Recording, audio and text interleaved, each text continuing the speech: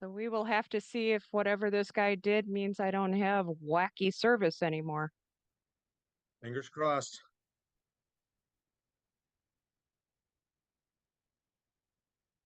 Trevor, have y'all picked out a name for the puppy?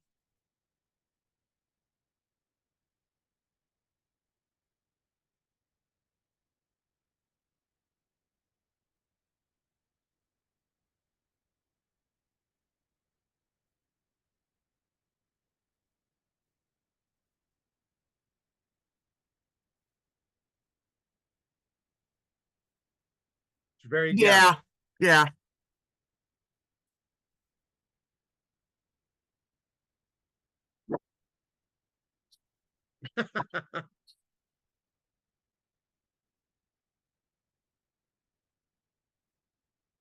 I was just flashing on Dennis Leary's old skit from when his kids were little. Abe Vigoda, not fish. Pizza. Hey, one of my neighbors let their 3-year-old name the dog their golden retriever, and so it is named Goldfish. Your neighbors? One of the neighbors around the corner. Oh, okay. Yeah, not the next door neighbors, not the ones with the twins. Who are just too freaking adorable. I mean, their son is cute, but the twins are just freaking adorable. I agree. What the hell is there? It is.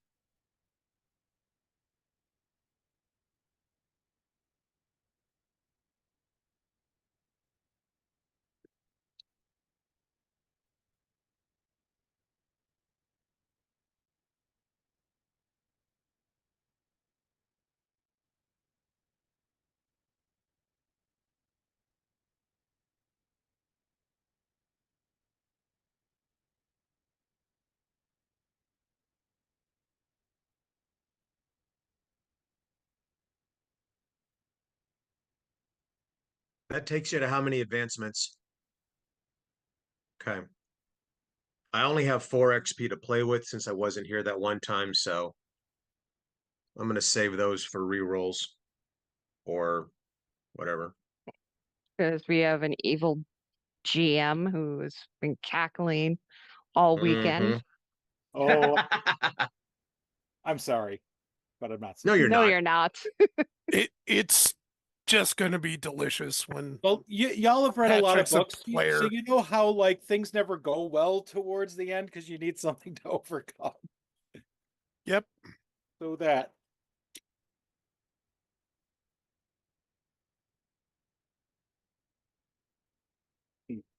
Just a second here.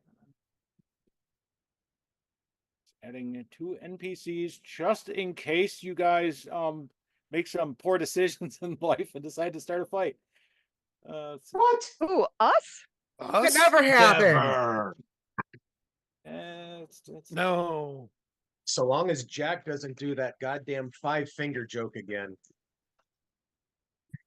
Hey, you needed to power up. It's all good. Amongst team building exercises, that is not one of them. Says you. I'm sure the rest of the team, bonded over that moment, so. Where did you go? I uploaded you little shit. Let's see. There you are. All righty. Trash can, clear log.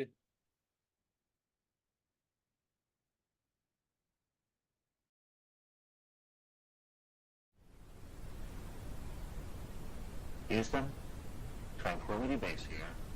The Meeple has landed.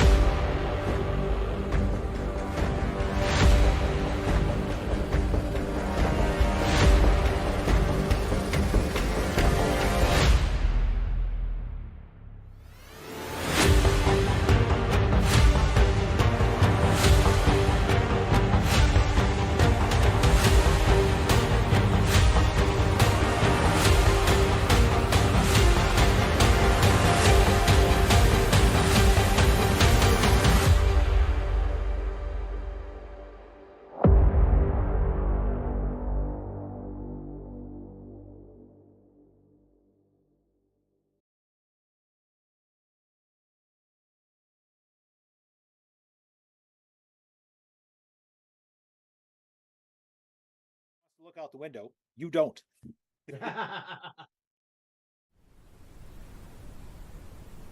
Houston, Tranquility Base here. The Meeple has landed.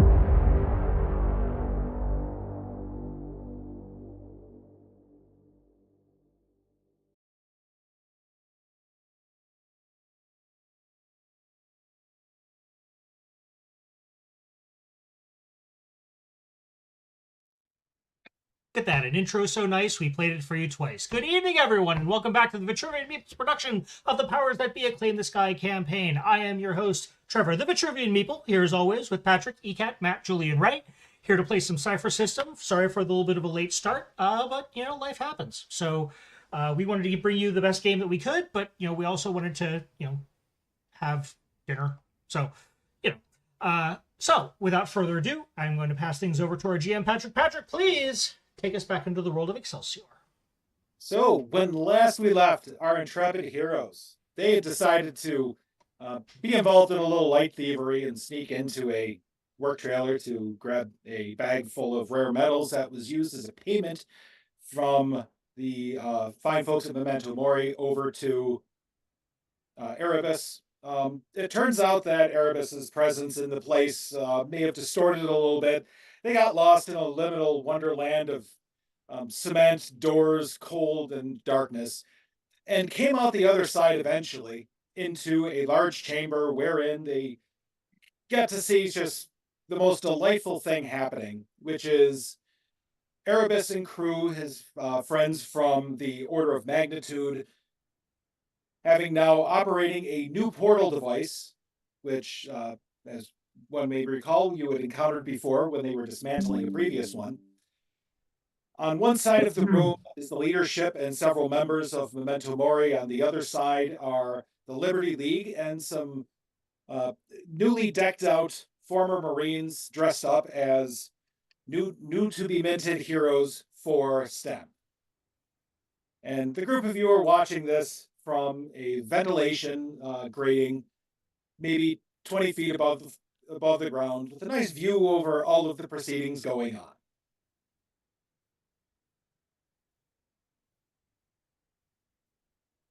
So Erebus, the last thing he said last time, was of course asking who the first volunteers were. From one person from either side steps forward, walks to the middle, looking their counterpart from the opposite side, right in the eye.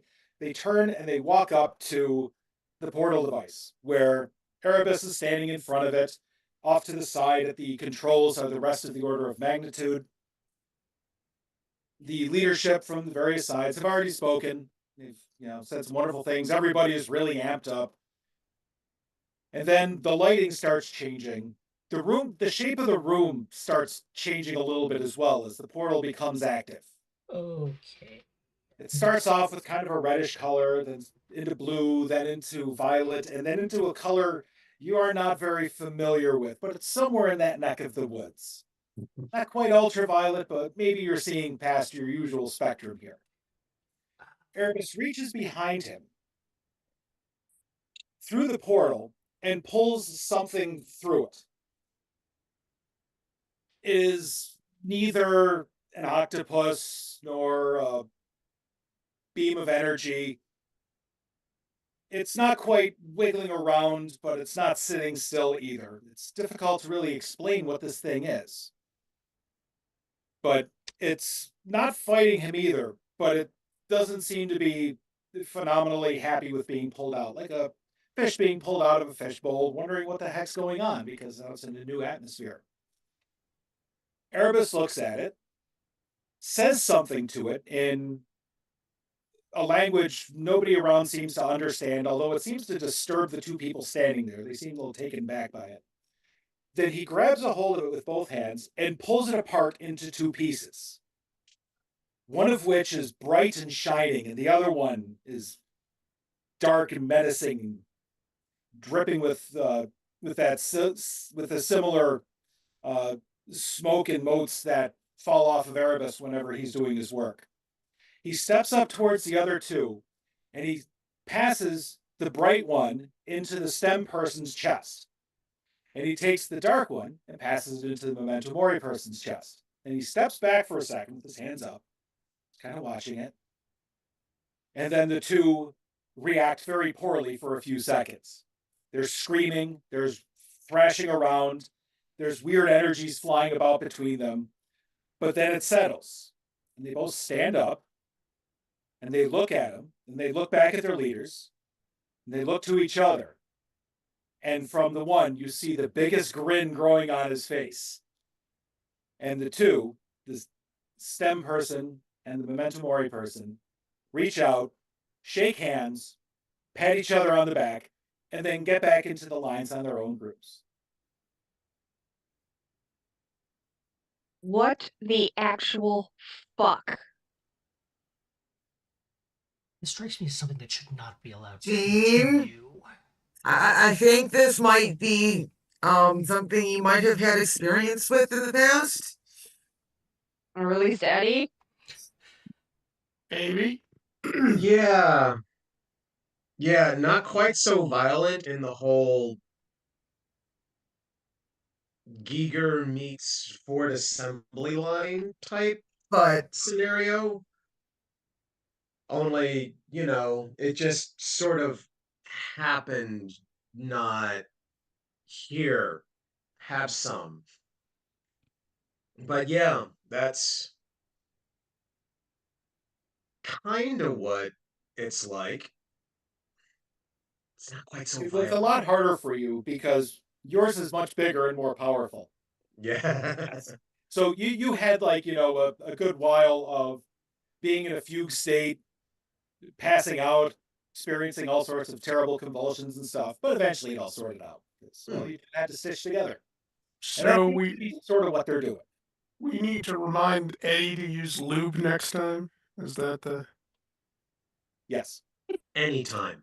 Yes. Anytime. Every time. well? Does Eddie have any thoughts on what we just saw? Knock, knock, knock. Besides energy squids getting shoved into people's bodies, like Know either of those two?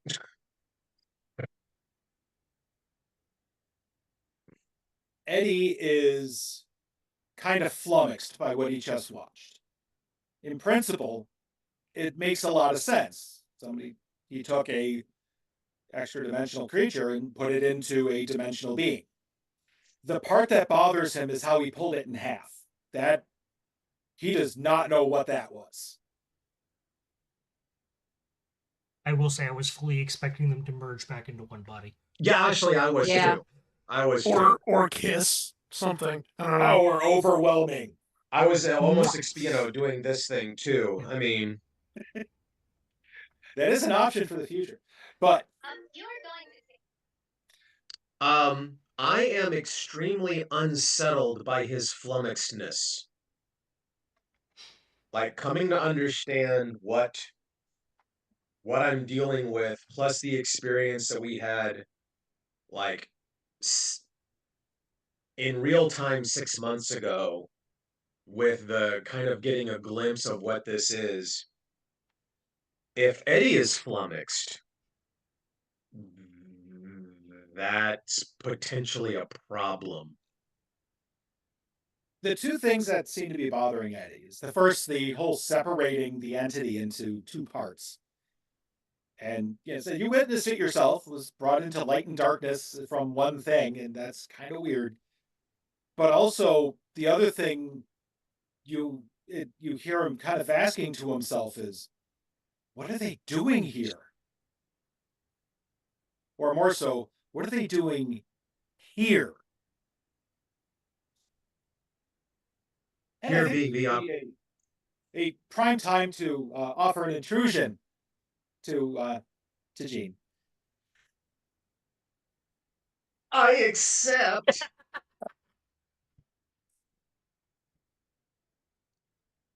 Please be And gentle. pass the damn lube.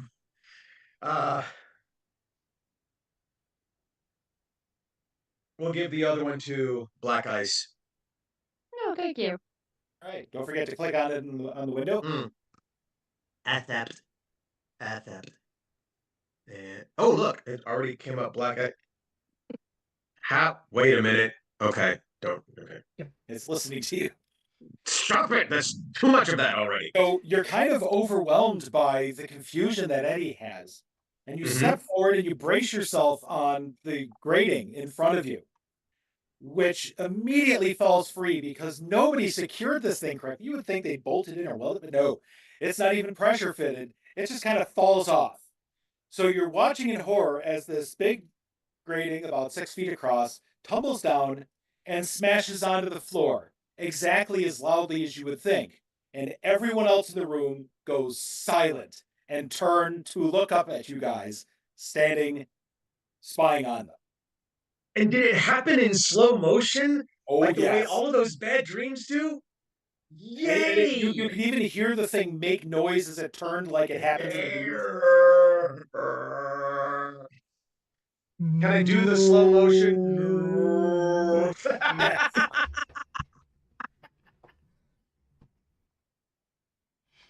In fact, yes, you try to grab it and it falls from your grasp, but now you're floating in the air in front of the vent, just to make sure that you're extra easy to see. And a pair of spotlights go right onto you. So, okay. I'm I'm floating. Yes. Okay. As soon as I snap back into the hell that has become my reality now, and also spotlight, so my pupils get really small. And I'm like floating there. I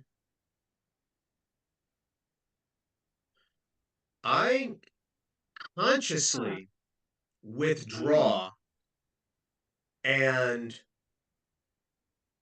like tap in to Eddie like I've never tapped in before.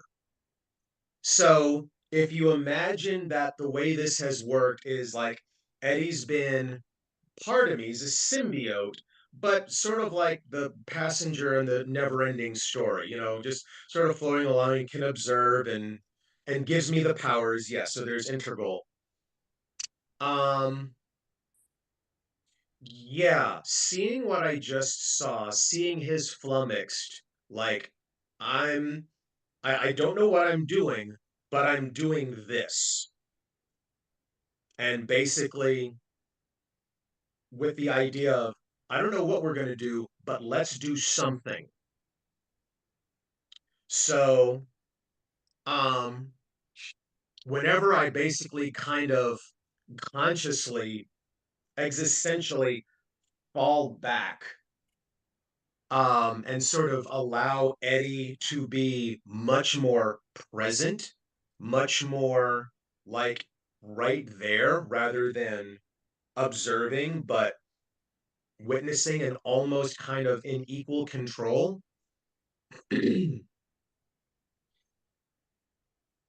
um, we start to speak. And when we speak, you hear the change in our voice. You hear the change in Gene's voice. And it is evident, slightly disturbing to somebody who does not have a symbiote, but recognizable to anybody else who does, though they can't describe it. Okay, so interestingly with this, I already have a mechanism built in. So, would the rest of the party be so kind as to make an intellect check? Target 4. Check or defense? Defense. Okay. So I will use might defense instead, at which I am trained. You said difficulty 4? Difficulty 4. Okay. And 2. Yep, we'll do that. Come on. Go. Hold on.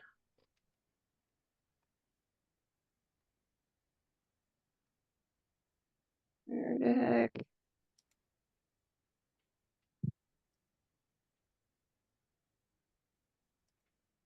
Okay, sorry. Difficulty 4.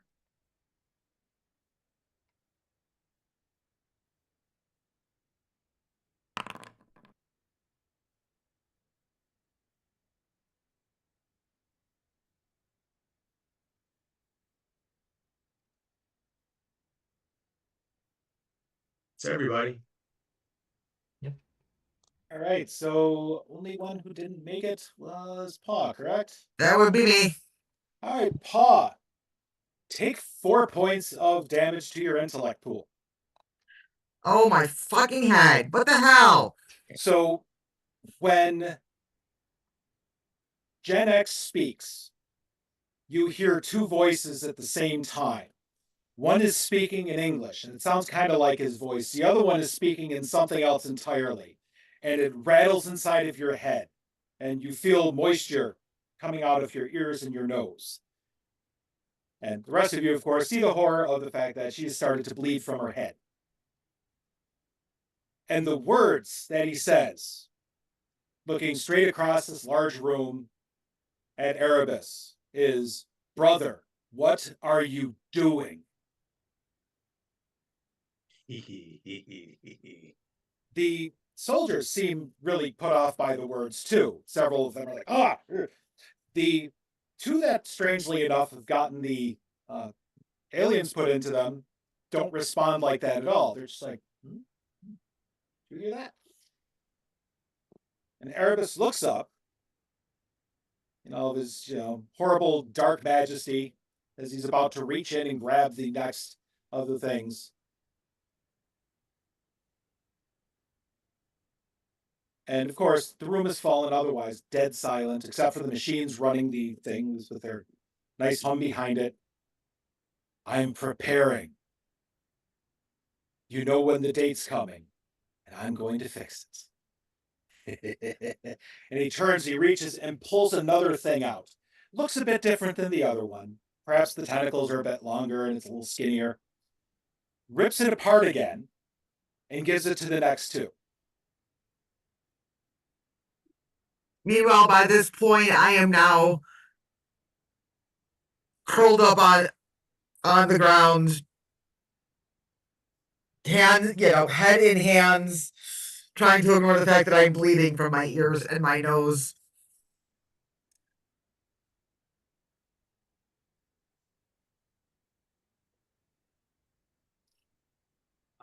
So most of this entire time, but especially after he saw Erebus start to do this shit, Crash has been he's kind of holding both of his hands, down at his hip like this, and he's concentrating on something. And as he concentrates, you can see some light start to escape between his hands that's the same shade of blue as when he phases and how his powers work. And he kind of lets go, and floating between his hands, he's kind of doing this to keep it floating, is a rotating 3-dimensional 24-point star that is just pulsing with his phasing energy. Now, and I look to Jack at this moment. now? Like, what are we talking here now? Do we He blow the, wants to blow him up. do we blow the place to hell now? Or do we wait? We've already lost the element of surprise. Well, yeah. Not like we really had that. Can you blow the power source on that gate generator thing? You know, fourth Strangely enough, chevron locked? no. I can. This will affect living matter, but that's it. Crash, are you able to take somebody with you when you phase through in Speed Force? As I recall, we tried that, and it was a power stunt. I forget what the difficulty was. Because I have shatter ability. But I have to touch the thing. You should also be able to do as a power stunt. You should be able to increase the range on that. Okay, I'm afraid I don't really understand power stunts, but Okay, so it's basically ramp up the difficulty in order to do extra things on it. So let's see. Shatter. Please. So you're increasing the range on it, Yeah. basically, from touch to long? 30 is short. From Short. oh wait, okay. Or I guess, yeah. Hold on. I'm assuming it's You interrupt the fundamental forces holding matter together, causing detonation of an object you choose within long range. there you Okay, go. so I don't have to touch it. It No, must be small and mundane. So it would have Okay, to be, so- I would have to still do you need to check difficulty out too. the magnitude. Yeah. right. I mean, Now, Trevor, what is your 24 three-dimensional star for? This is the spawn detonation cipher. yeah. That I am couching within the story as basically I am just summoning an immense amount of my phase Speed. power. Conversely, you know, I do have this alien assault rifle that I could shoot the gate or the power source with. Oh, I might be able to help with that. Strangely enough, you Do are something. remarkably familiar with the power source. You helped remove both of them from their previous location, and they are now sitting behind and flanking to either side of the gate. And I regret that decision to Your this choice day. was that or allow a minor atomic explosion to happen. Well, yeah. But, you know.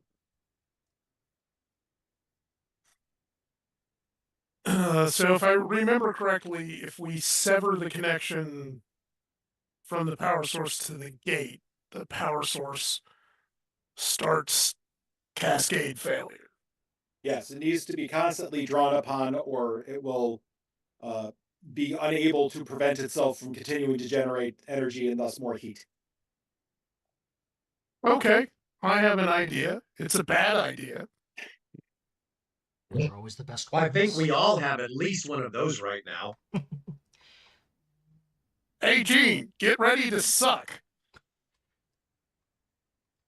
And I whip the gun out and fire at the connection. Okay.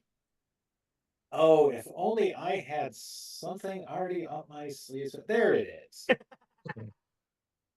What about an intrusion?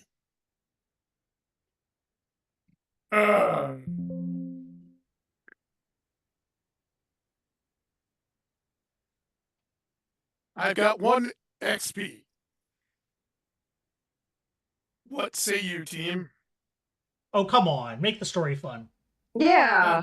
Okay, I'll accept.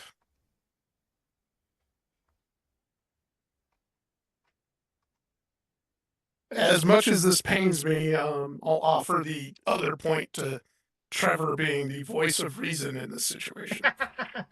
Well, You know, it's scary when Crash is the voice of reason. no, he notice he didn't say Crash. He said Trevor. They're totally different things.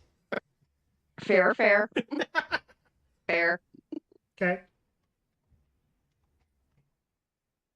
Okay, you pull the trigger on the gun after lining it up, and the weirdest thing happens. You will recognize because you'll have a fascinating angle on this, and you'll recognize the principle of what's happening. The round travels, it's, at its standard ridiculous rate, as energy is just flying out of the end of this thing. It gets the time that it takes for it to travel halfway across the room. It gets to the halfway part, but then it has to travel halfway from there. And so Oh, for fuck's sake. Moving towards it slower Really? and Really? slower. You're going to Zeno's arrow? You goddamn philosophy major. I'm not sure what I walked in on, but this is where I have to remind everybody I have no control over the GM whatsoever. Yep. Okay, so Now he's gotta pull out some ancient Greek bullshit to so I'm thinking back to very early in our careers where Tink and I developed the Molotov cocktail special. Yes. And I'm wondering if I can do that same kind of thing to this round of ammunition to kind of push it over the threshold. Unfortunately, as it gets closer and closer, but never really reaching its target because, well, it can't make that distance unless it crosses half the distance from there to its target. Sentinel. Oop. Oh. He froze. Yep, we lost Matt. Look, in just a moment. Seeing as this is his round. Yeah. Do we have a different map, by the way, or are we still looking at this? I unfortunately really couldn't find a good map for the room. Okay. Okay, did we roll for initiative? No. Or, Not yet. okay, so okay, thank you. You know what I could use? A stiff drink. Yeah. Got that. There you go. Got it too. Because we have a lot of the same people hanging on. Right? Let's see. They are all... So he's in front here. He's hanging off up there. You guys are all in a window over here. And she's out working with Uncle Hex.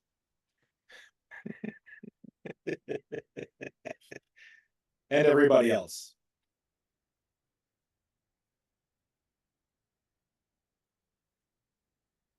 Say it with me now. Keen dislike for that man.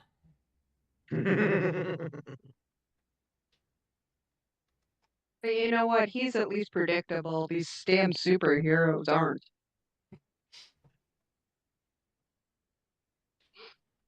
I'm not sure that appellation applies to anyone here in this room. Gene's the closest. The rest of us are anti-heroes at Yeah, the best. And I don't know if you've noticed, but Jean's gone bye-bye, Egon. What have you got left?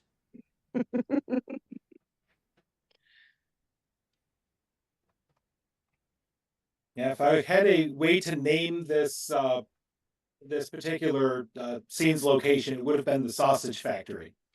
Great. Because this is where you guys get to see where the sausage is made. Better than Killzone, but not by much.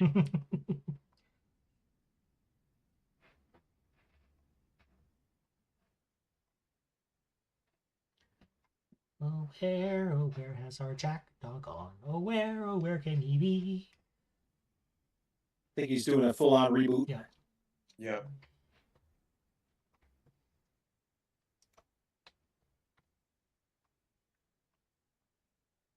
And of course, now I found the skill I could have used to kind of help him.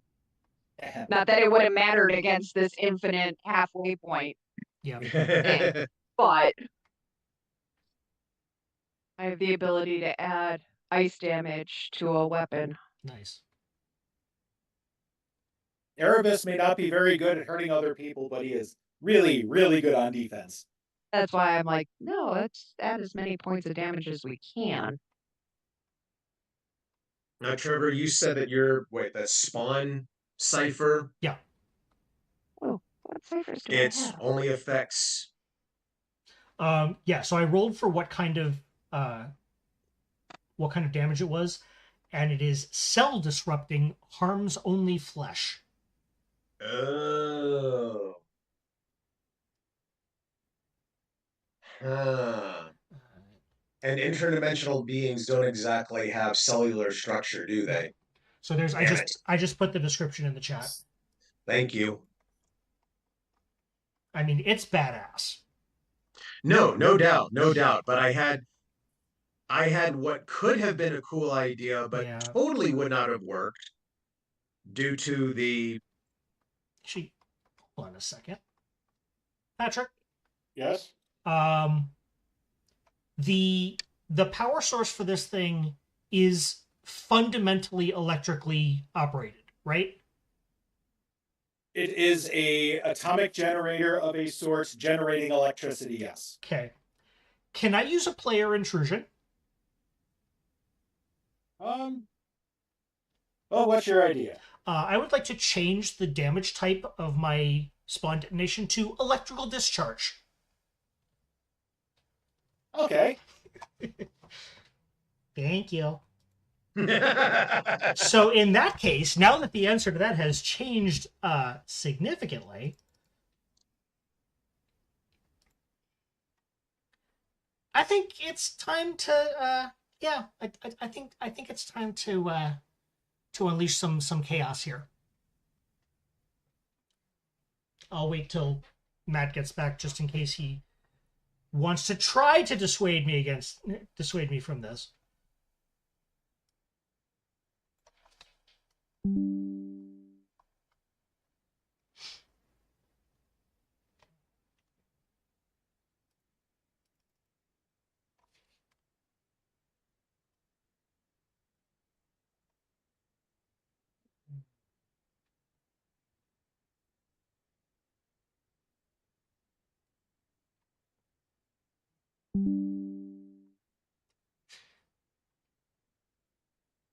That's having significant technical difficulties. The downside of, online long distance Yep. gaming.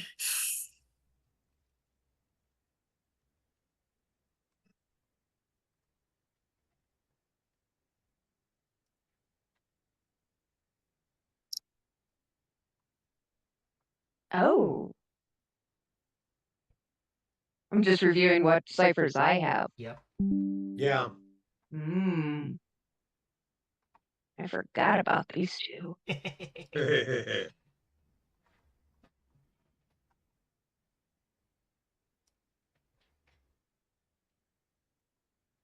I have Deathbringer.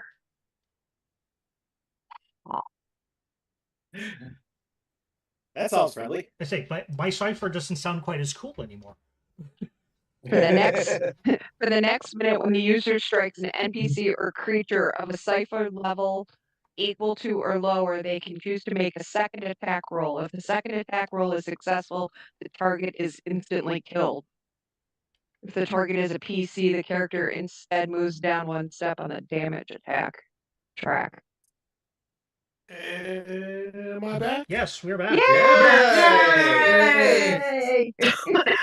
Welcome to the party, pal. Sorry about that. So we just hand waving this as Jack sitting there memorized? No, we just looking at. No, you're just watching the thing slowly move closer. So as it gets closer and closer, you see Sentinel leaps up with his rocket-powered boots, of course, amongst the rest of his kit in his outfit, holds his arm forward, and a shield appears and he jumps between the shell and the exchange that you were trying to shoot. And then once he's right in between, like that, the round starts traveling at its regular speed again and is absorbed by whatever energy shield he's holding up. And he's now hovering in front of you guys. Holds up a hand. Oh. Wait. I would like to cast interruption, which prevents a character from within a short range. That's my question, though, is how far are we from Sentinel as he jumps up here? I think you're the next range out. You know what? I still want to do it with a power shift, Well, let's see here. because that will prevent them from taking any action I for like one it. round. All right, let's see. What was that called? Interruption. Interruption. Oh crap, did we lose Matt again? Yep. That's fine. I'm doing a player intrusion at the moment.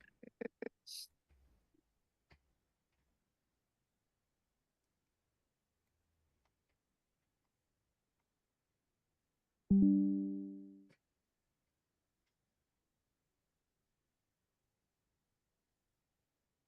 I'm going to ask if I can have an asset because he wouldn't be expecting it. Oh, he certainly will not be expecting it. Okay, so I'm trying to see what the regular difficulty is on it. To extend the range, I think that's not even covered under power stunts. That's just the regular rules, and I think it just increases the intellect cost. I'm looking it up. Which is fine, because then I'll burn my CYPHER for energy boost, which makes it a 0.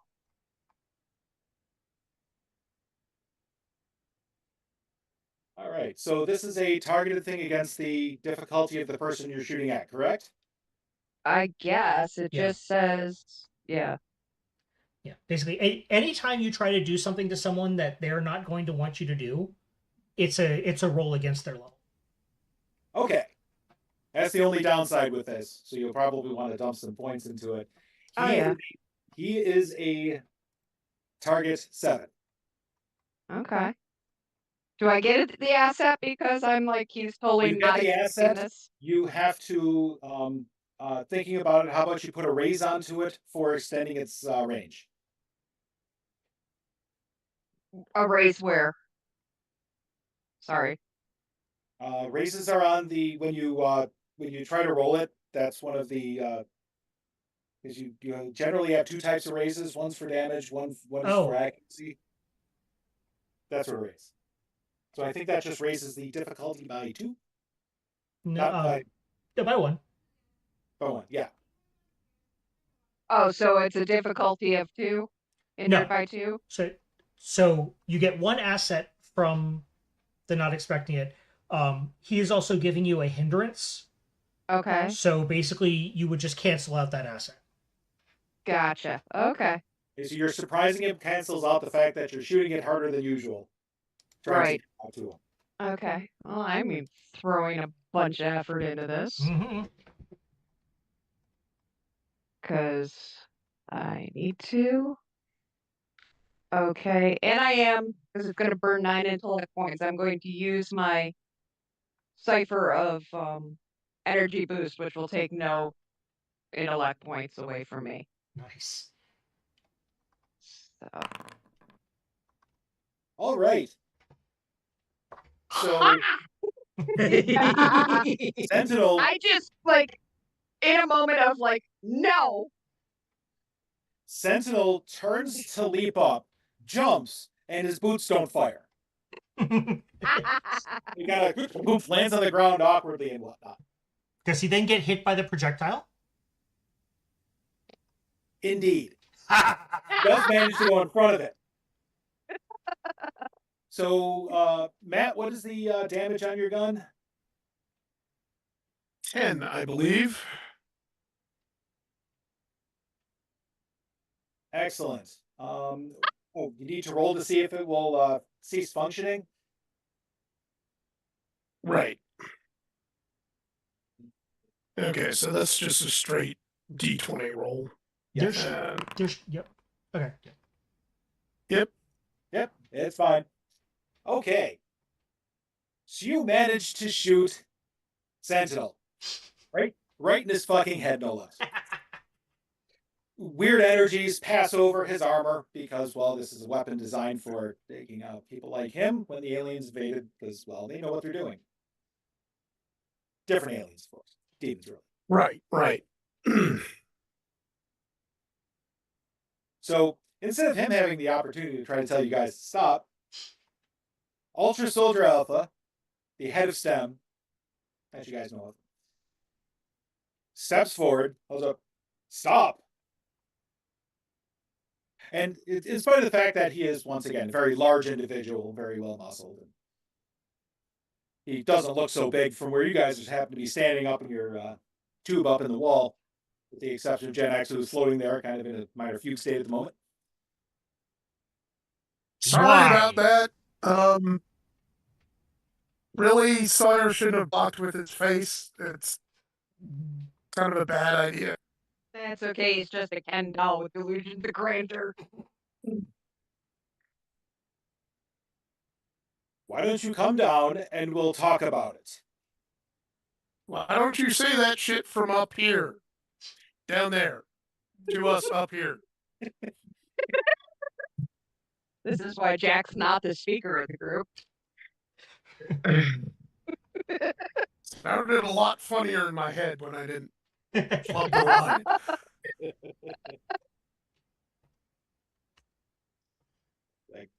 Hang on a second. He crouches down and leaps. And he has a really amazing jump for a, guy who was at one point in the Marines, but as we all know, he's been a little bit altered. He leaps up through the air, catches Generator on the way through by the arm, and drags him back into the tunnel, boom, to stand with you guys. He goes, guys, what are you doing? What are you doing? What does it look like we're doing? We're making heroes. No, you're shoving alien parasites into crayon-eating jarheads and a bunch of undead, whatever the fuck they are. And Okay, at this time, Does this not The undead not ones aren't strike getting the you as- aliens because they are not compatible with their vegetative nature. Well, not really vegetative. Okay, Mushrooms. sorry, not undead, wannabe Nazis. That's her. Okay. so We're just splitting hairs. we'll call this version Gen Eddie. Oh, God. Says Jetty. Getty. Jetty Lee, yeah, Jetty. sure. So stop rushing me. Aha. Oh, God. Sorry, life, too son. basic. We just roll the bones and run with it. There you go. They speak saying what you are performing tears at the very fabric of the nature of my species. Yes, entirely. You agree? That is, and I hate to say this, 100% the plan. Yes. We need to do that. As who?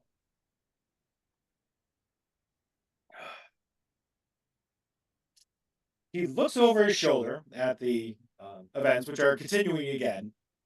Another creature gets pulled out and split apart, and you see light and darkness happen, and a couple more crayon-eating jarhead and a wannabe Nazi are imbued with their new powers and are not having a good time of it for a few seconds.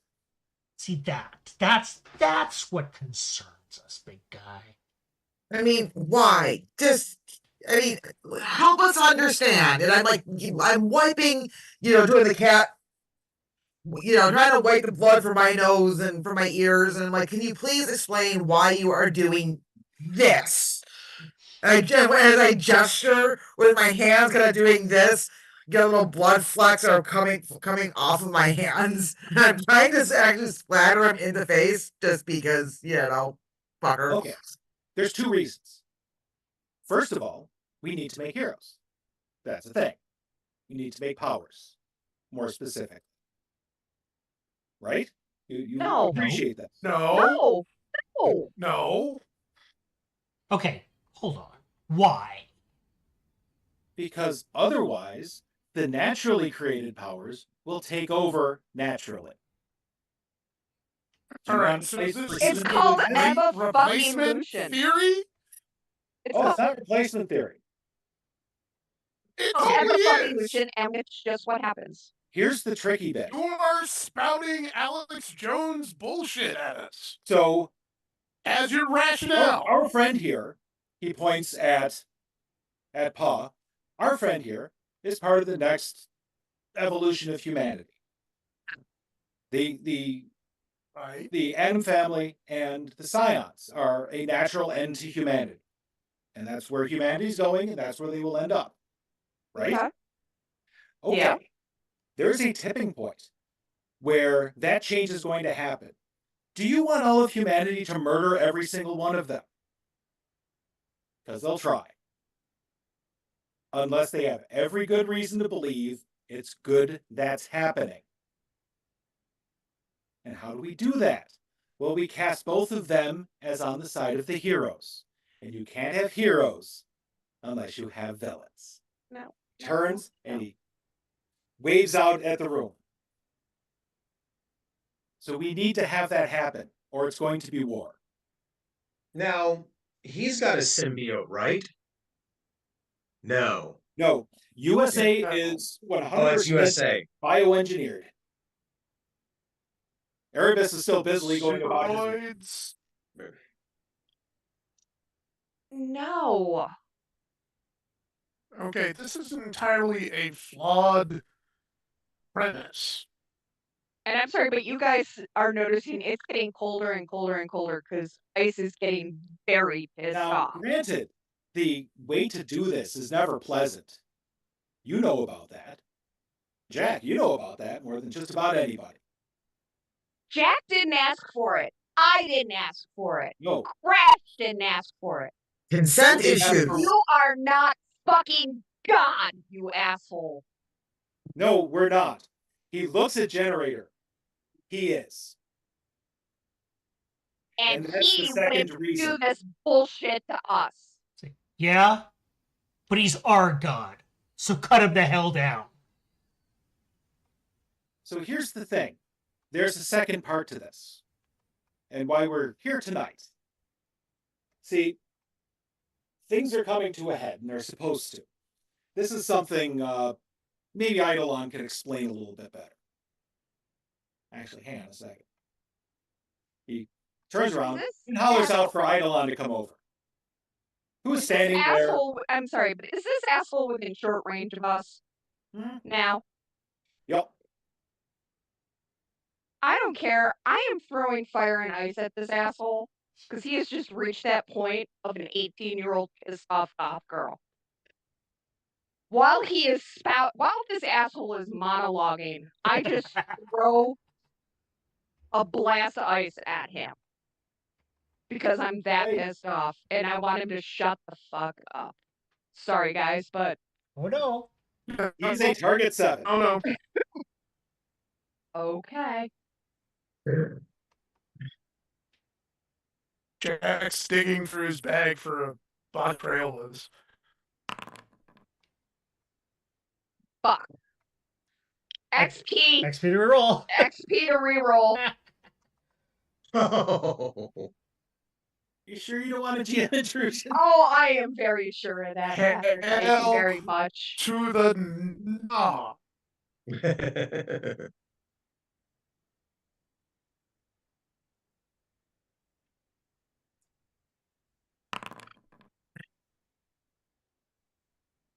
little better. Wait a minute. I need to redo that. Sorry. I didn't put in the difficulty on that second one. Well, you said it was a 7, Patrick? Yeah. Yes. Because it beats a 6. It says it on there. That works. All right, let's see. Okay. Combat. Oh, which one does fire nice? Within a short damage causes 3 points of ambient damage, ignores armor. Each round for up to 3 rounds, although a new roll is required each round to continue it. I just want to startle him and just shut the fuck up. Looks you. I understand you're upset, Yeah, think. but consider your situation. It's this or a corpse. Which would you rather be? You weren't going to survive that. You'd be dead already. I had accepted that, you know? Yes. I had accepted that. You gave me no choice in the matter. You were too young. Your parents were fairly well appraised on what would happen. Well, what could happen, maybe. Yeah. You But that didn't we were- inform them correctly. We weren't certain what was going to happen. Yeah, so you turned me into a fucking guinea pig. You turned Jack into a guinea pig. You turned Crash into a guinea pig. Oh, Crash was his own fault. Yeah, that can't really lay that one at his feet. Still. Yeah, well, I'm not sure if I'm a guinea pig or more of an amalgamation of spare You guys parts, aren't but helping. So, Jack, once again, would you rather be dead? You weren't going to survive what happened to you. We fixed you. You died in a car accident. Well, part of you died in a car accident.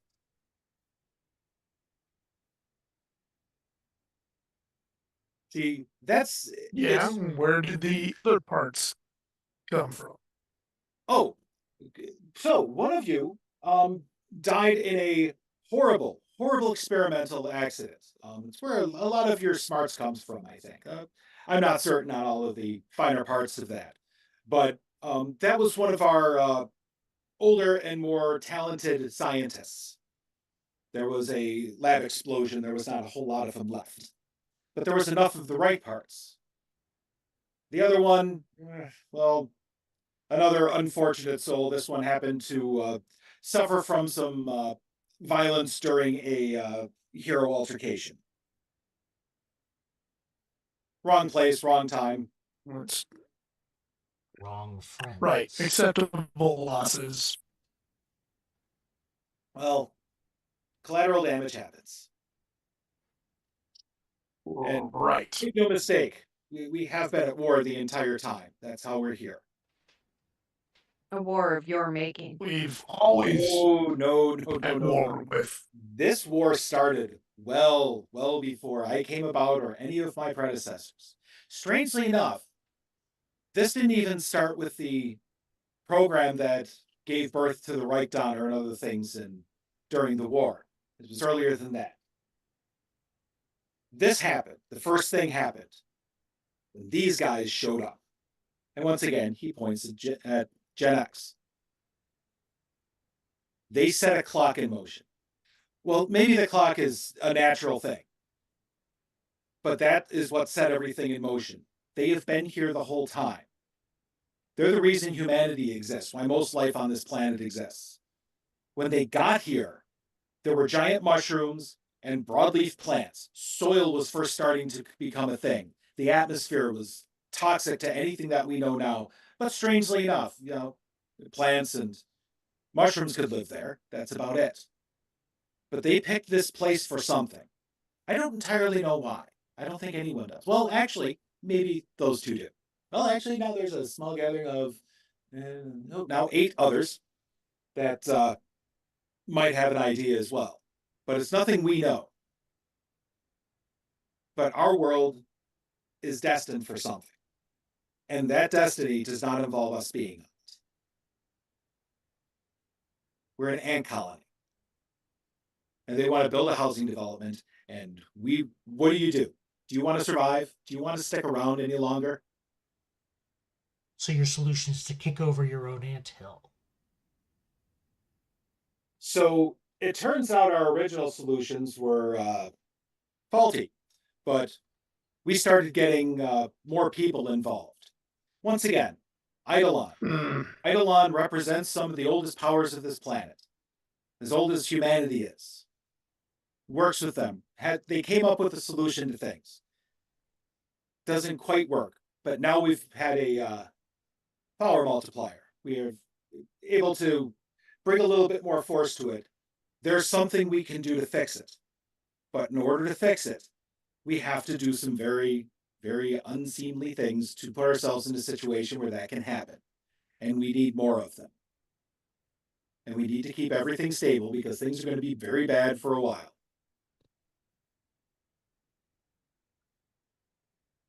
So I spent a long time as a criminal. Some people may think I still am. But I've learned one thing about criminals, and more importantly, about villains. The villain is always feels like they are the hero of their own story. Patrick? Question. Yes. How far away is Aragon to where I am right now? Erebus? Erebus, sorry. He's about 100 feet away. It's not spectacularly far or anything. Actually, maybe a bit further. I would say approximately a football stadium. So he's like, you're at the one goal post, he's hanging out at the other. So 100 yards. Very long range. Yeah. Shit. Wait. Well, KG. I say, Player intrusion. Okay. Given that we are quote here, I would like to tap into Eddie's abilities on something that resembles his home turf to warp space so that I can close distance and treat the close distance between me and Erebus so I can get there in one action. Okay, actually, you can do that. Because strangely enough, that exact thing is Erebus's abilities. And your cousin is right there. You can borrow it from him because that's what you do. Okay. I have a question. Yes. Because with the basically the super jump ability, is that within Yes. also move? So when I see Gene start to take off, I jump after him to go with him. Figure if we're gonna split the party, let's get it at least two on one, the three on the other, and so it is an interesting thing that you watch because Gen X, instead of flying, takes a step, and it hurts your eyeballs to see it a bit because he traverses the entire distance in that one step. So he just kind of goes from here all the way over to there. While the two latest people are writhing around and coping with their new stuff, and they're starting to make a pretty good headway through the list of folks that they have brought up. A bunch of ones now with their new powers and trying to get settled in. So you appear right in front of Erebus. I place my hand on his shoulder and I peer in, and you see the teeth on the eyeballs, and the words that are heard now is 75 to 85% Eddie. Now Gene is along for the ride on this one. Hand is on Erebus's shoulders, looks directly in the eyes, and you hear one word. Why? So you're looking at Erebus, and he's wearing his costume, which is, kind of a horror mask going on with, really weird, silvery, swirly eyes. And you look through that, and you see the man inside of the outfit. And then you see past that into seeing what Erebus really is, and just the far distance of, you seeing like basically a tentacle connecting him to him. And then in the far distance, you see something that looks familiar, this massive weird spheres, some of them with eyeballs, some without, tentacles all over the place, reaching throughout this endless empty void in between everything. And so your cousin speaks to you, Eddie's cousin, kind of person to person or alien to alien. Right. The time is coming very soon. The stars are in alignment. Father is going to come here. We can't have here if we want this place to exist. I'm doing this because I actually care about what happens on this rock.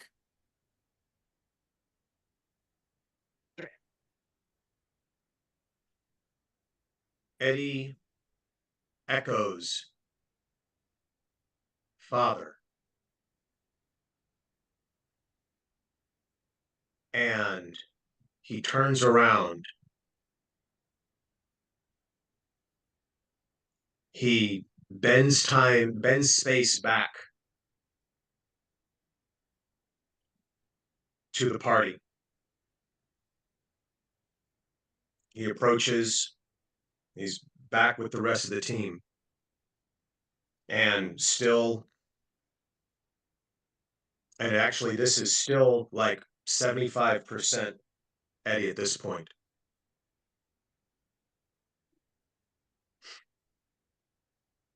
Looks at everybody and says, we will leave this place. And starts to walk away.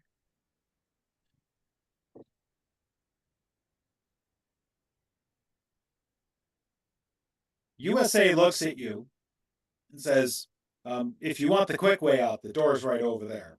I don't know where that vent leads, but it doesn't feel very nice. I just stand there shaking my head. Just you or the whole troop?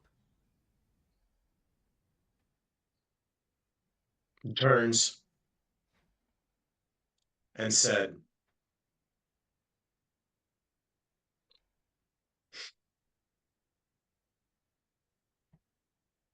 join me if you wish.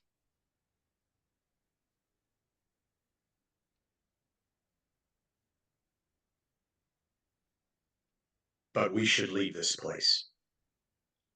And he turns, he walks through the door. No, he doesn't. Crash zips in and gets in his way. I don't know who you are. Oh, perfect. I don't know what you are. I suppose I may never. I suppose we may never actually know, but I know one thing there, Bucko. You've got my friend in there. And you can leave all you want. He's staying here. How's that for a deal? A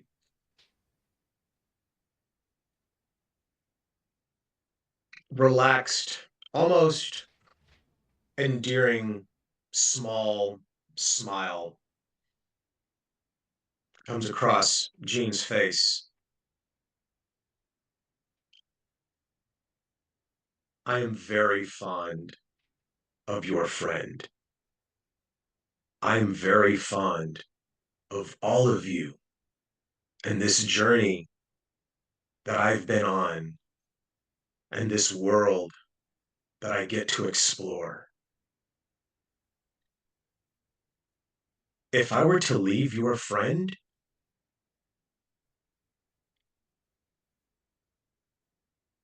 I'm not sure he'd be able to function.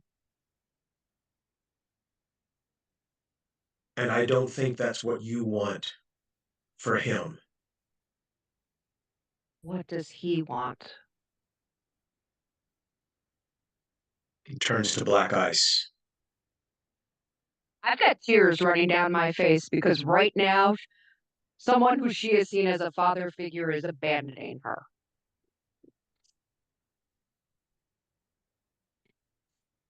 He turns to black ice and is doing that, like looking at the expression, taking in the emotions. Eddie is feeling, because Eddie's been observed. Now Eddie is feeling. Eddie is right there, millimeters from the surface, and he's feeling the emotions. And he thinks,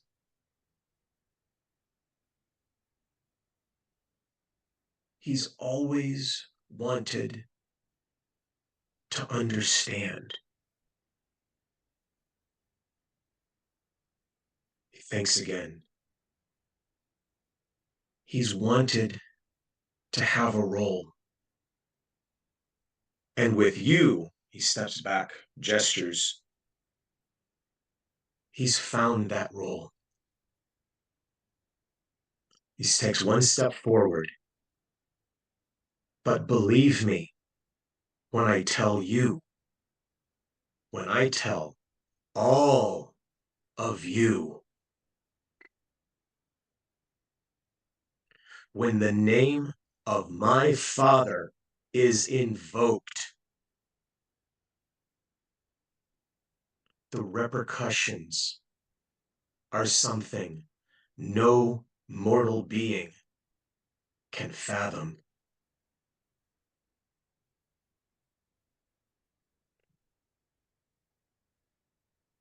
Then I feel sorry for you. You have no free will. To black ice. This sounds like a. Oh, hang on a second here. Yeah. No, select. There you go.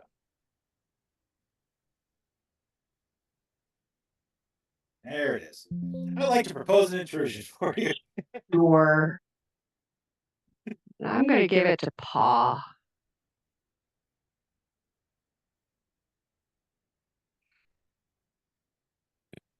Your phone rings. It's a different alert sound than you've ever heard on it before.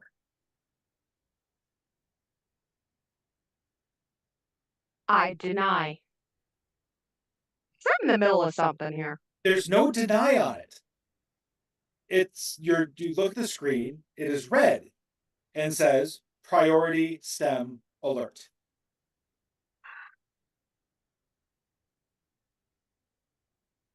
I put my phone back in my pocket. And I keep my eyes. It's making a lot of racket. I don't care. Even Eddie's noticing, like, why is it? I'm too busy keeping my eyes locked on Eddie.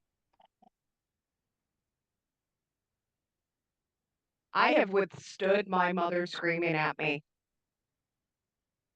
I can ignore her phone. Yes, but the rest of us So, can't. Then I hand, and you guys, okay, so I hand my phone to Crash. Because he's dealt with my parents, whatever it is. And I'm just like, I just keep my eyes locked on Eddie. Oh yeah, I am not breaking eye contact. Your timing is incredibly bad. Oh God, I finally got through. There's like no signal wherever you guys are. Something's urgent happening. We need everyone back in DC now. No. Yeah. Something urgent's happening here too. No, I'm not kidding. Neither am Party I. one, Click. hand the hand. It actually doesn't let you hang up. Hand the I phone reach.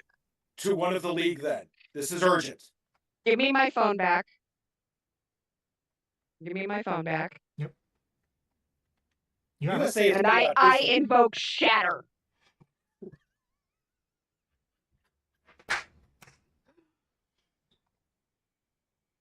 I can buy another fucking phone.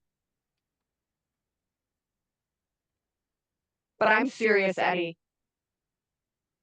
Or whatever you call yourself. I am Oh. sorry for you. Your pity is unnecessary. Too bad. It's happening. But I made a promise when Jean accepted me as part of this group to protect this city.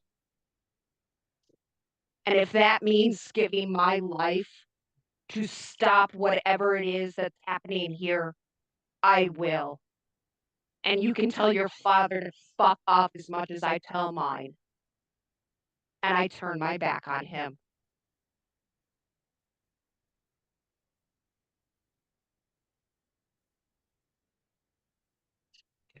So at that point, I walk right up face to face with Gene. I literally grab him by the lapels and I pull him in until our foreheads are almost touching. All right. You listen to me, you washed up, boomer, cynical son of a bitch that's in there.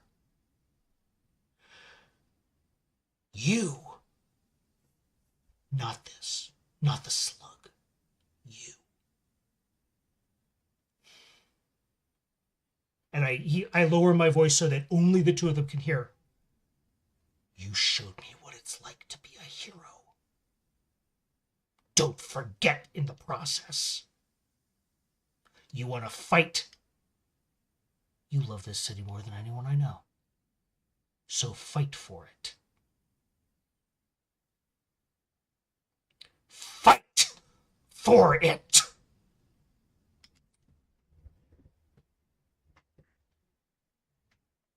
And upon that, Jean's consciousness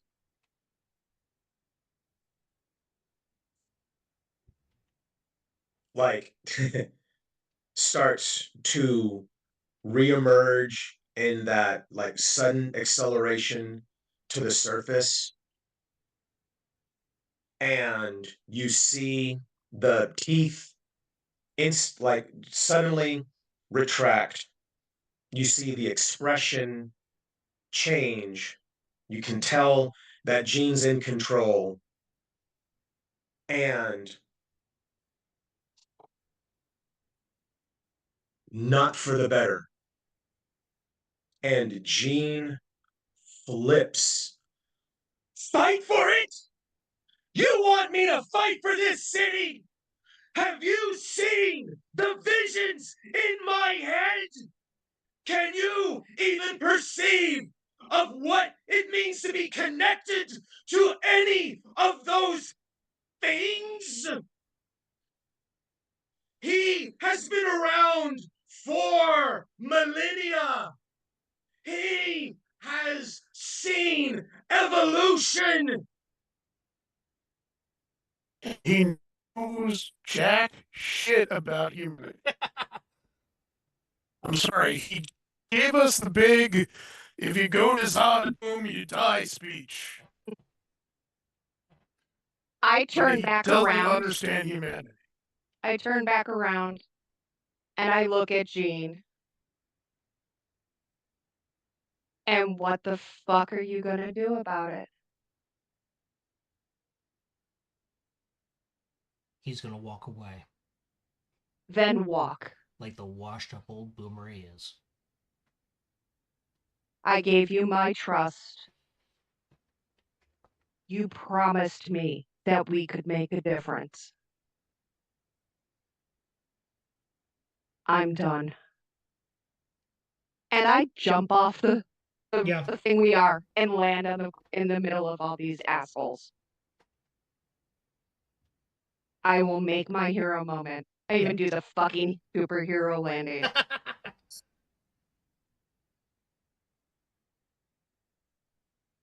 And I just wondered to myself, fuck. I'm gonna have to jump down with her because I am not going to, I don't want to have to explain to her mother that I let her go into battle without having her back.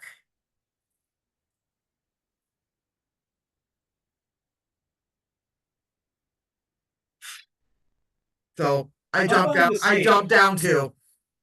Up on the stage, Erebus has been continuing doing his thing. One of the leaders from Memento Mori checks with his communicator and then turns to the STEM folks. Guys, aren't you getting that? Getting what?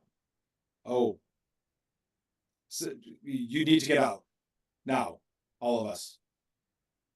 Critical situation. It's on. Erebus looks in the middle of what he's saying. Critical situation? That's not yet.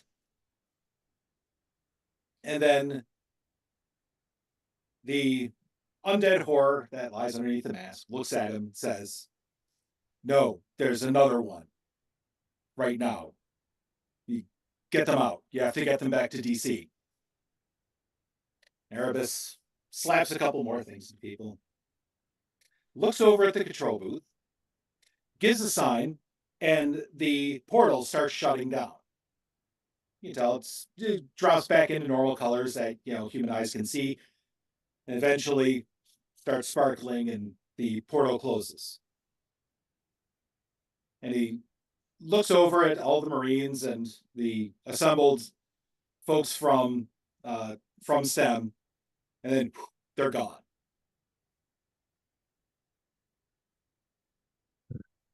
Including USA? Yes. Including us? No, you guys are still there. Good. Excellent. I dropped my skateboard, and I head straight for the portal creator thingy. I'm going to do my best to fuck that thing up. I take all my rage and hurt from what that conversation I just had with Janetti out on that machine. Erebus turns to the Memento Mori folks.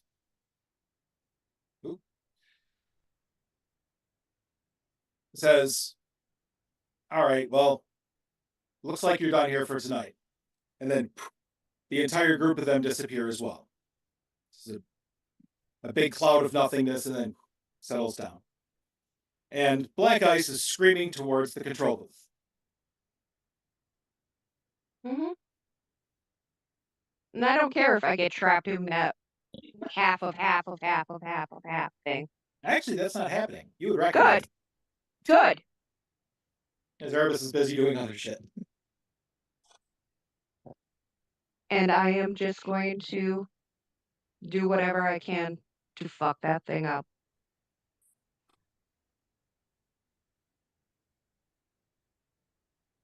You have a very upset 18-year-old ice witch on your hands. You get closer to it, and you see, of course, the rest of the team are inside working the control booth. Largely, it consists of Matrix hitting a lot of switches all of a sudden, trying to put the thing into its neutral state. The other two are there, of course. You have Hex and Lumiere. Lumiere looks up at you a little confused as you start rolling in on her. Like, wait, what is she? And then the three of them disappear. I don't give a shit. I'm not here for them. Erebus has noticed. He's still just standing there in the in front of the portal device as you roll up on the control booth. I approach the control panel, which I'm assuming it's some sort of panel that Matrix has been Yeah, there's a hanging bunch of away panels on. with lots of blinking lights, switches, dials, and other things. And a few well-placed computer terminals. I place my hands on it. And I shatter. All right. So you're very angry at the moment. Oh, yeah. And so you put your hands on it, and you start seeing the atmosphere around start to collect onto it. That nice hoarfrost that you're used to being on everything. And the cold keeps pouring out of you into it, traveling down its wires and cables, and soon the others start seeing that the ring of the portal is starting to frost over. And soon, not only is it starting to sparkle with the ice, but there's a fog forming around it there's a local weather effect happening from all the cold that's occurring around it. And then with one tremor, the entire thing breaks apart. The control booth is turned almost into powder. The arch for the portal cracks along several parts, falls inward upon itself. Part of it would have landed on Erebus, but didn't pass right through him, as things tend to.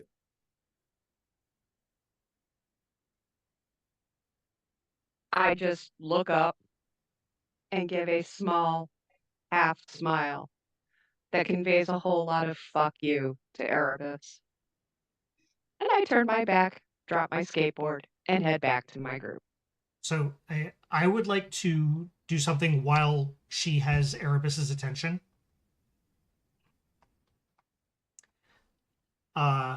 This is absolutely going to be a power stunt, but it shouldn't be too much because it's still kind of in line with it. I'm going to go invisible and phase. I would like to run through Erebus. Okay. If possible, I would like to bring his alien out with me.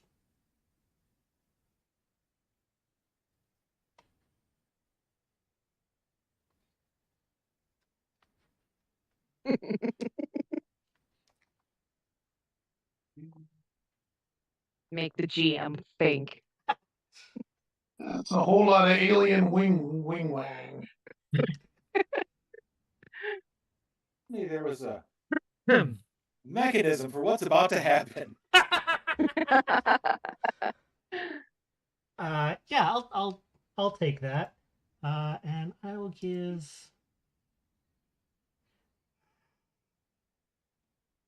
Yeah, I'll give it to ECAT. I'll give it to Black Eyes.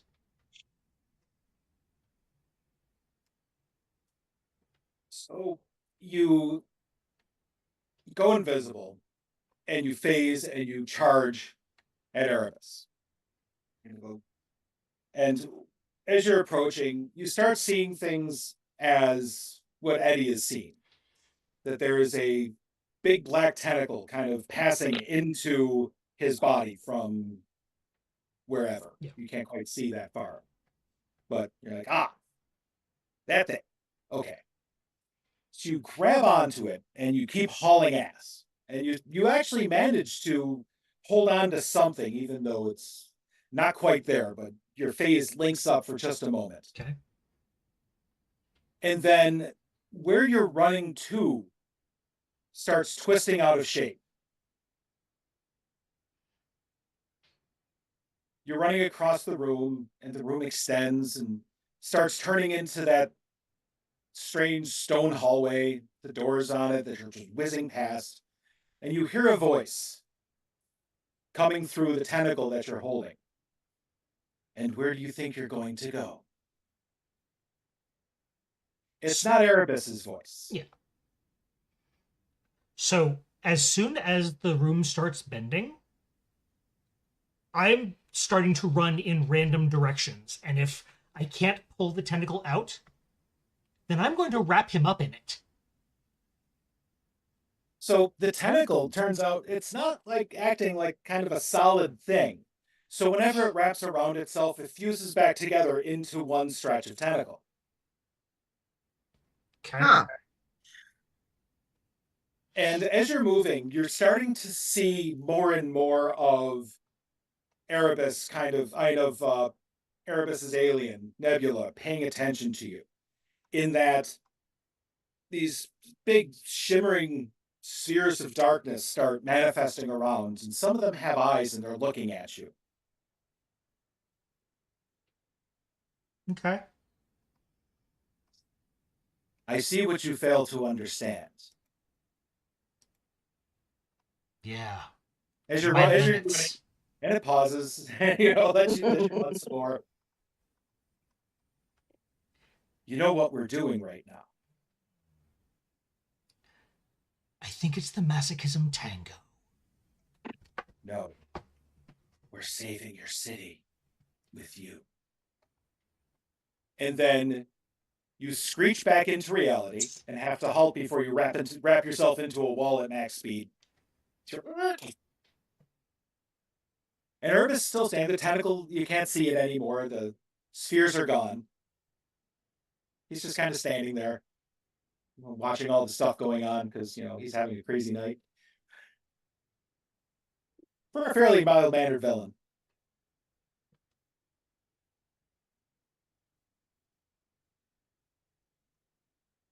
So, from the open doorways, because, well, they needed some ventilation, so there's, the door out that heads up the stairs is open. You hear a sound coming down from it. You haven't heard it in a while. And it takes you a second to realize what that sound is. It's the old air raid sirens going off again. It signifies a villain attack on the city.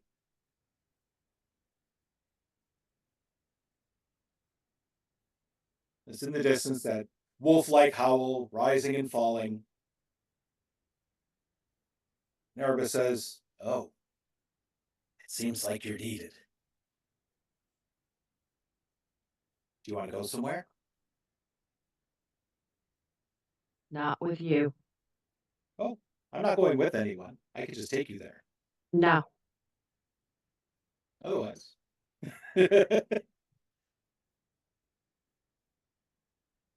And you see, so Crash turns around, turns and looks to the other three of them. And there's kind of this stony resolve on his face that you have never seen on Crash before. Let's move it, Gambit! And I zoom out the door. I put my hands in my coat pocket and clump my way out the room. Once we get out of the room, it's like, Neva, with your permission, I can jump us the fuck away from here. Okay. I turn to Gene. So here, it's hero time. You coming? Yeah, just start walking. You head up the stairs, go through a couple hallways. It's easy to find the exit because it's well labeled, strangely enough. For me. Yeah. Ray, Of course it is. I'm going to interrupt for 1 second. Ray, if you were trying to say something, we didn't hear it. I don't know if you're on mute or something, but whatever you tried to say, we didn't hear. No, I was actually kind of rough on my voice there. And I was saying that I turned to Jack and I just looked at him and I said, "You sure you don't want to jumpstart me first?" Slap him. Yeah, just 360, turn on the heel. Family. Smack. All of a sudden, there's Sharon going, "Step out of it!" Yeah, but this time I punch him back. You try. That was for David. I don't know what's going on. Get your shit together and come if you're coming. I see. Thanks for setting me straight. And I turn around and I go back with the rest of the group. So you start heading up the stairs and through hallways, and then you're back into the sub basements of the building this was built under, and so starts looking like a normal place. And all of you who still have phones, your phones start going crazy.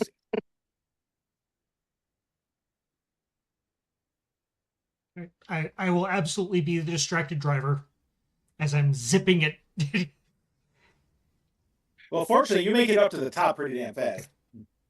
Right, so now I'm zipping through the city while looking at my phone.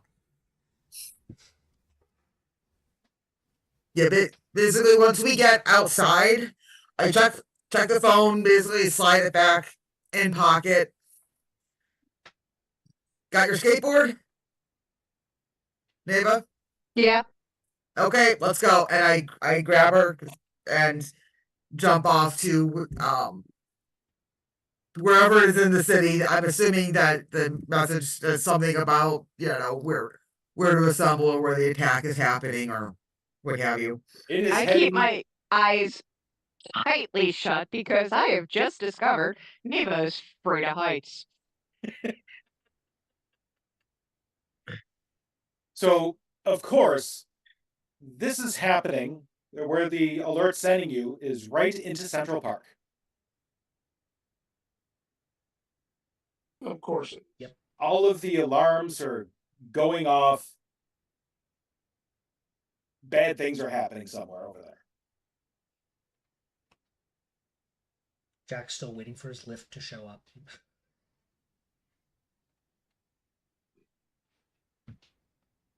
Actually, the Humvee is still back That's in the true, parking lot. Yeah. It is. Yeah, it's a fairly short distance in the grand scheme of things to get to the Humvee.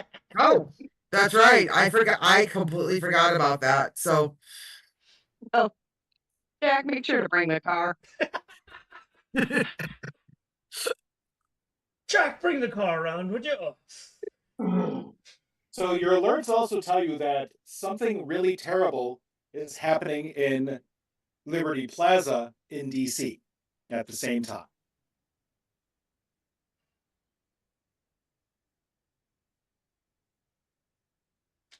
And which is apparently the thing that all of the heroes had responded to.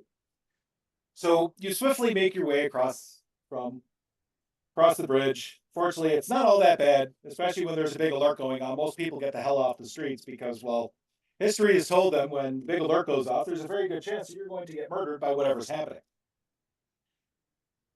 So you get your way towards Central Park, and you see a big fight going on. Statesman is flying from apparently having been knocked back out because he is looking kind of rough, straight back in towards the center of the park.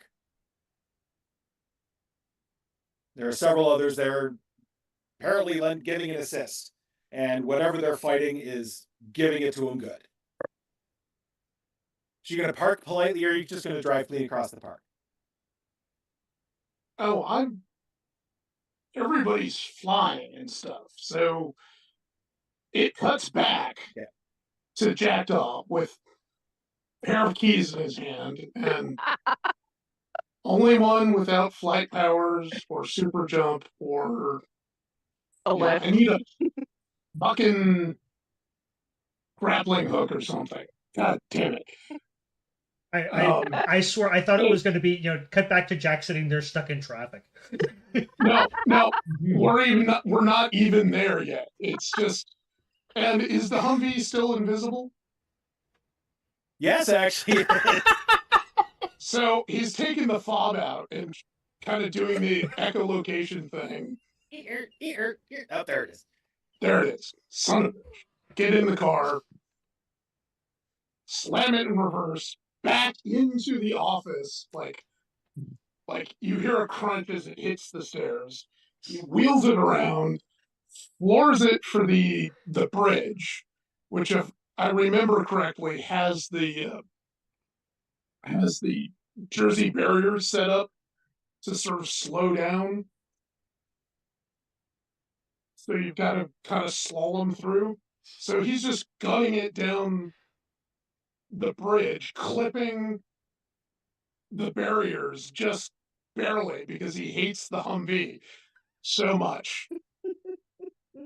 And the best part is because the invisibility is starting to fail, you can be seen riding it, so you look like a cross between an evil mime driving across town and Wonder Woman. Looking And angry. he's just cursing a blue streak. I'll be there in 5 minutes unless traffic's bad. And by some, weird comic book drama, you managed to catch up with the rest of the group as they're gathered together at the edge of the park trying to assess the situation. Okay, so Akira slide with the Humvee. Nice. Onto You slide and Central you Park. take out like a Halal Brothers cart, sending ground beef and lamb everywhere.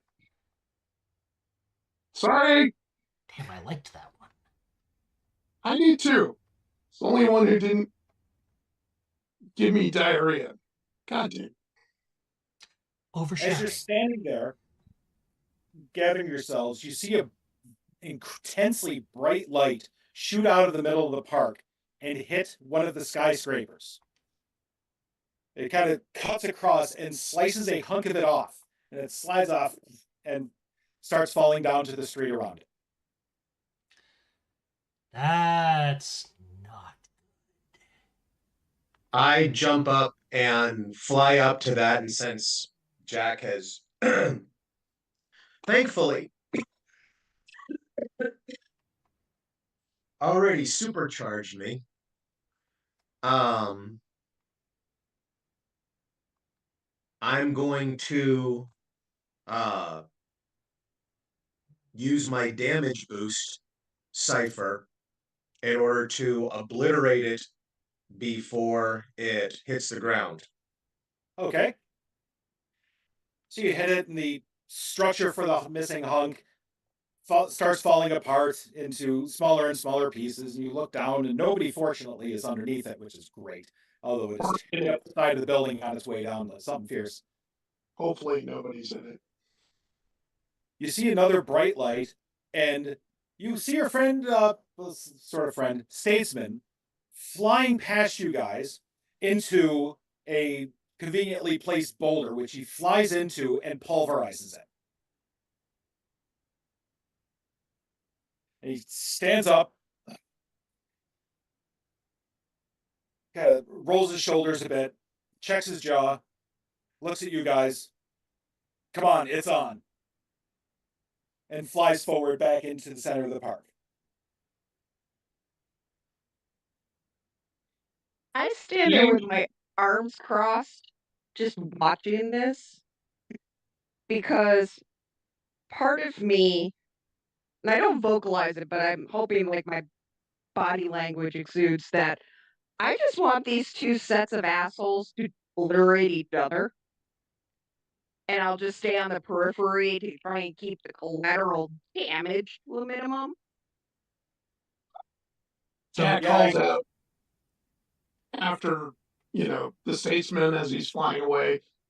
Thank you, Captain Obvious. We didn't notice things were popping off.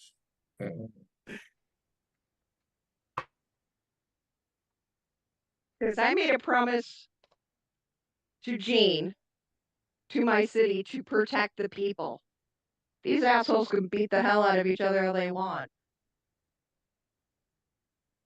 Seriously. So It's part of the protect the park people. has caught fire, so there's a lot of smoke around. And every once in a while, once again, you see like a big lancing beam of just light so bright it blinds you before you can see where it's gone. Now, This can kind I of see thing anything? happened. Can I see anything from my vantage point, having flown up? You see a fight happening in the middle. There's several other heroes from different parts of the city engaged in fighting something which you can't see, because that's where, the nexus of everything. So there's dirt and smoke and everything else happening right in the middle. And every once in a while, from that middle, once again, like a bright light shines. And even with all the smoke and everything, it's hard on your eyes to see it. Well, then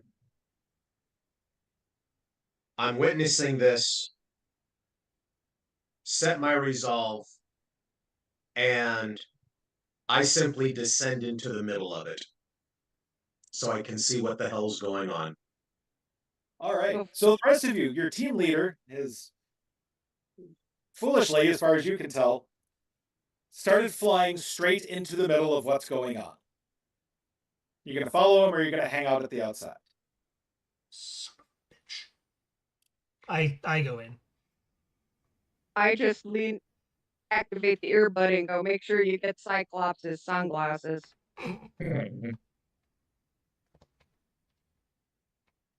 But for now, I stay on the periphery. It's been a while since we brought home a good trophy.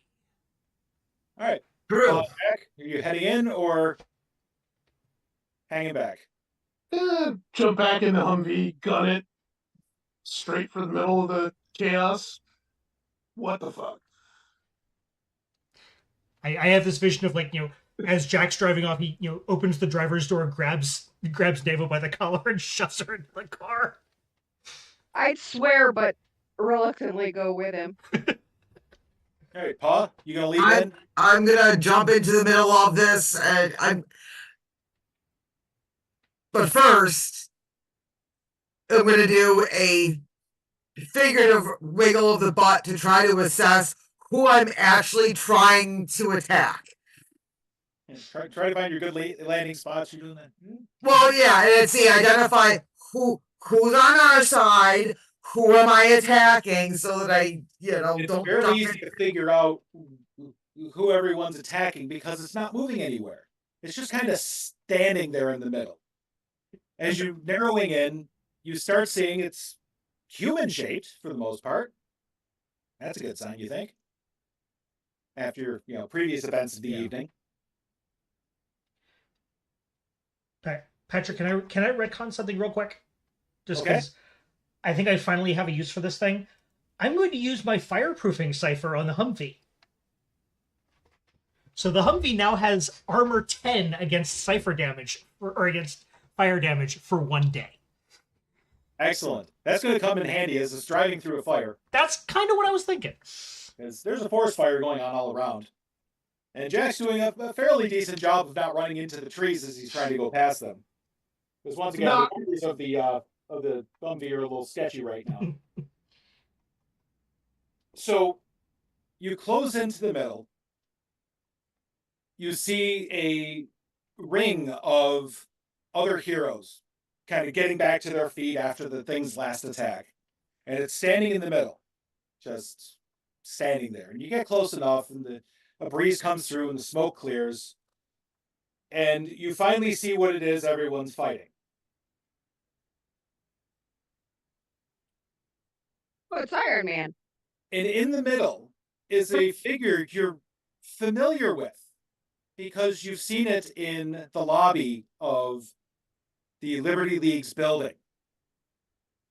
It is Automicon, the hero of the war, the thing that saved Washington from the Reich Donner, standing there. Except it's not its previous, just having, shot its big attack. It's standing there, kind of patiently waiting for the others to attack or something. And it turns and looks at the group of you, looks at Jack as it's screaming towards him in the invisible SUV. And in XD's voice says, we get to meet again. And that's it for tonight. All right. Well, that was issue 29 of The Powers That Be. This one was called Party Atmosphere. Okay. We are quickly zeroing in, I believe, on the climax of this particular tale. But we're not quite there yet, true believers. So stay with us. Anyway, we're going to get out of here. We're going to do an after show. I'm going to duck down on my Zoom screen so you can actually see me in the thing, because the technical difficulties have been fast and furious tonight. If you like what we do, or if you just want to, find a way for us to, not have all of our, Zoom windows screw up, leave a comment, drop a like, drop a subscribe if you really, really want, or just, tell us what we're doing wrong. Like I said, we're going to get out of here. We're going to do an after show, which will come up on YouTube tomorrow night. But in the meantime, for Patrick, ECAT, Matt, Julie, and Ray, I am Trevor, the Vitruvian Meeple. Good night, everybody.